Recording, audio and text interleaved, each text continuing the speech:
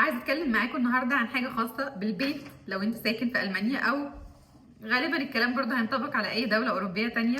وهي، انا اسفه هقول كده، ولكن هي حاجه مهمه بصراحه. هي حاجه هتفرق في شكلك، خصوصا لو انت عايش مع المان او اوروبيين ان جنرال، وبتدي انطباع عنك سواء كويس او وحش. هي استعمال الحمام هنا في المانيا مختلف تماما عن مصر. حاجه هي ارضيه الحمام في المانيا، في الشقق هنا في المانيا. بتكلم عن المانيا بالاخص. الشقق بتكون الارض في اغلب الاوض بتكون باركيه خشب. ف طبعا بتبقى حذر جدا انك يعني ما فيش بقى انك تسيق وتغسل سجاد مفيش الكلام ده هنا.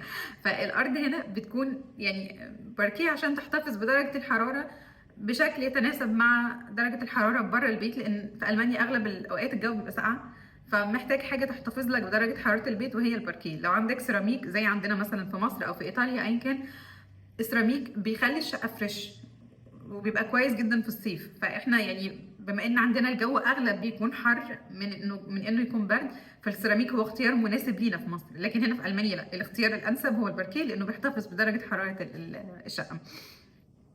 فالارضيه كلها بتبقى باركيه ما عدا الحمام بتبقى سيراميك. اوكي، في بيوت قديمه هنا في المانيا كنت عايشه في بيت منهم، الت باو. دي بتبقى بيوت مثلا عدى عليها 100 سنه او حاجه زي كده. البيوت دي الحمام نفسه بيبقى باركيه، معرفش ازاي، بس البيت اللي انا كنت فيه كان الحمام اللي فيه كان باركيه.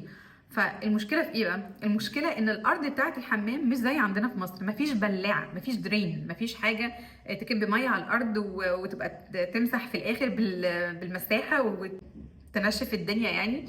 مفيش الكلام ده هنا الارض سيراميك ايوه، ولكن ما فيهاش بلاعه. فلازم تحتفظ ان الحمام بتاعك يكون ناشف دايما، يكون ما فيهوش ميه على الارض، لان ممكن تعمل مشاكل على الناس اللي تحتيك يعني.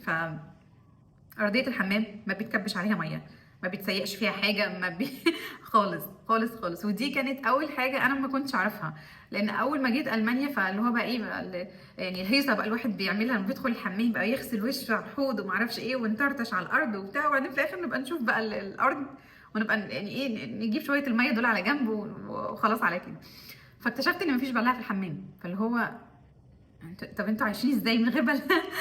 فطلع ان البلاعه الوحيده اللي موجوده بتكون في الشاور، في المكان اللي بتاخد فيه شاور. طبعا يعني شيء منطقي عشان الميه يعني تلاقي لها مصرف، لكن غير كده لا. فخلي بالك لو انت في حمام في المانيا ما تكبش ميه في الارض. المكان الوحيد المسموح لك فيه انك تفتح فيه الميه على الارض هو الشاور. الحاجه التانية الحوض هنا يا جماعه عشان يتغسل فيه وشك وايدك فقط لا غير. الرجل ما بتتغسلش في الحوض ايا كان بقى. انت حاسس ان رجليك كده عايزه افريشنج او عايز يعني ريفرشمنت وعايز تغسلها، ما تحطهاش في الحوض. حاجه ديسكاستنج جدا ليهم، ومش بيحبوها وبيشوفوها حاجه مش مائزه او حاجه يعني ايه ده بيشوفوها كده بالظبط. جوزي مره شافني وانا بعمل الحركه دي، هي اول واخر مره يعني. فانا عادي بغسل رجلي في الحوض، ما بغسل ايدي في الحوض، فليه ما اغسلش رجلي؟ ما يعني كلها انا. ف لقيته اتضايق وبص لي بصه اللي هو يعني جايه من الصحراء انا مثلا ولا في ايه، في حاجه غلط يعني؟ ازاي تعملي حاجه زي كده؟ حاجه مش مستحبه من الاخر، ما تتعملش. انا بتكلم في حاله ان انت عايش مع حد. لو انت عايش لوحدك براحتك اعمل اللي انت عايزه، بس اهم حاجه حافظ على نظافه الحمام طبعا. ولكن لو انت عايش مع حد اوروبي، الماني او ايطالي او اسباني، الحاجات دي بالنسبه لهم ليهم سبب وليهم منطق اكيد، إيه اللي بيخليه يعني يخليهم ما يقبلوش حاجه زي كده، حتى لو احنا مش قابلينها. ولكن في النهايه لازم تحترم ده. تالت حاجه الشاور، المكان اللي بتاخد فيه شاور غالبا الحمامات الصغيره ما بيكونش فيها البانيو. احنا في مصر عندنا البانيو بيتحط في الحمام ايا كان، سواء هتستعمله او مش هتستعمله. حتى لو هتغسل فيه بطاطين في الاخر مش هتستعمله الاستعمال اللي اتعمل عشانه، بس في بانيو طول الوقت. لكن هنا الحمامات اغلبها لو الحمام صغير مش بيبقى فيه باني، بيبقى فيه دوش كابينه، بيبقى فيه زي كابينه كده صغيره مخصصه للشاور، بيبقى فيها البلاعه. فالمفروض بعد ما تخلص شاور انك تنظف الدوش كابينه دي بزي مساحه بتمسح الازاز بتاعها، وبتنظف ال الحنفيات والحاجات بتاعتها، عشان الميه هنا بيبقى فيها نسبه كلك، فيها ترسبات عاليه. فانت لو عملت كده مره ورا مره ورا مره الازاز هيحصل ايه؟ هيغيم يعني، والحاجات دي ما بتطلعش بسهوله يعني، محتاجه بقى تجيب حد بروفيشنال عشان ينظفها لك. فالدوش كابينه لازم تنظف اول باول بعد كل شاور. الحاجه الاخيره في الحمامات هنا هي الدفايات. في مصر مفيش دفايات في الشقه اصلا، لان برضو تاني لان احنا الجو عندنا في مصر حر اغلب السنه، فانت مش محتاج تدفي الشقه، انت محتاج تهوي الشقه اكتر. فعشان كده احنا ما عندناش دفايات في مصر، الا لو في الشتاء بقى، لو في ايام جامده او كده ممكن تشتري دفايه الكتريك بالكهرباء تحطها في الشقه. لكن كدفايات معموله جوه الاستراكشر بتاع الشقه لا مفيش. هنا في المانيا في دفايات في كل حته في كل اوضه، وفي الحمام في دفايه، ودي بيكون هدفها ان هي تمتص الرطوبه، غير انها هتدفي لك الحمام طبعا، تاخد الرطوبه بتاعه الشاور او حاجات زي كده.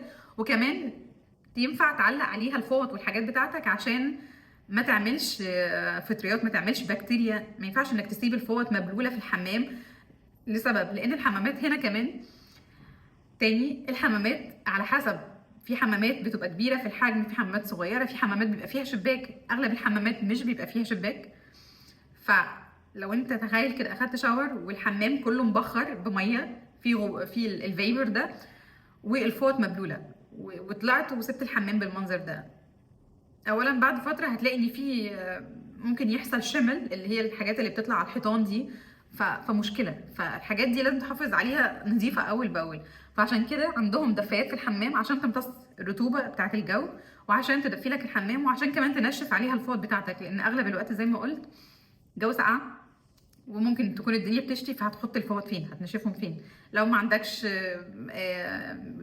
الدراير، مش ما عندكش اللي هي النشافه الالكتريك دي، هتنشفهم فين؟ اخر حاجه الحمامات هنا اغلبها مش بيبقى فيها شبابيك.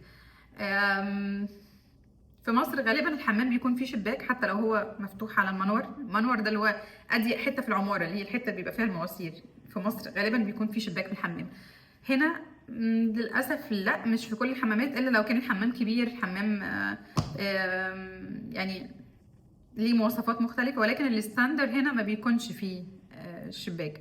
فالبديل عشان لما تستعمل الحمام ما يبقاش ريحته يعني مش كويسه، بيبقى فيه شفاط. فعشان كده قدام الزرار بتاع الحمام بيبقى فيه زرار تاني ده بتاع الشفاط. فلما تيجي تدخل الحمام لازم تدوس على الاثنين عشان تعمل اكتيفيشن للفلتر ده، عشان يعني يغير الهواء جوه، يحصل سيركيوليشن، فيعمل لك تنقية للهواء بشكل اسرع، والحمام تبقى ريحته